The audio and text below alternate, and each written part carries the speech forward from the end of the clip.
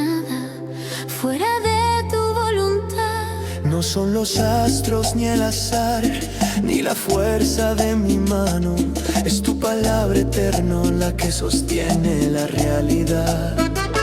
Tú que separaste las aguas y formaste el firmamento, gobiernas la historia con justicia y con verdad. Porque tú eres todopoderoso, el único y el fiel, Rey sobre los reyes, guardián de Israel. No hay límite a tu fuerza, ni fin a tu bondad, soberano del tiempo y de la eternidad. Tú elevas al humilde y diriges el destino.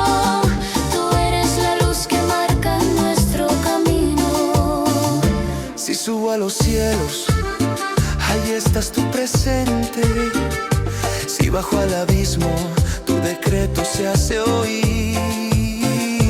No busco señales en lo oculto ni en la sombra, pues en tu Torah revelada está el modo de vivir. Justo en tus juicios, aunque no siempre los entienda, mi alma descansa al saber que tú sabes dirigir. Desde el brote de la semilla hasta el ave en su vuelo, Nada escapa a tu mirada, nada ocurre sin tu acción. tú provees el sustento y respondes con consuelo al que te busca con pureza y sincera devoción.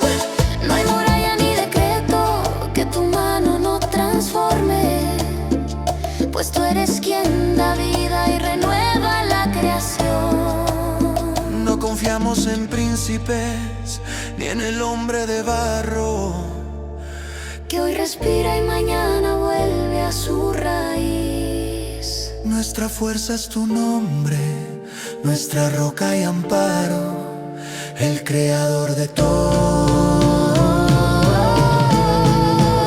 Del principio hasta el fin, porque tú eres todopoderoso, el único y el fiel, Rey sobre los reyes, guardián de Israel. No hay límite a tu fuerza ni fin a tu bondad, soberano del tiempo y de la eternidad.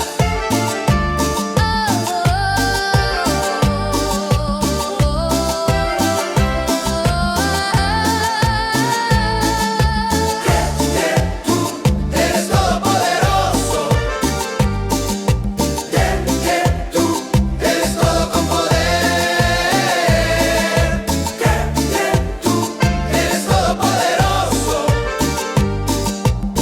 Bendito seas tú, Hashem, que haces todo con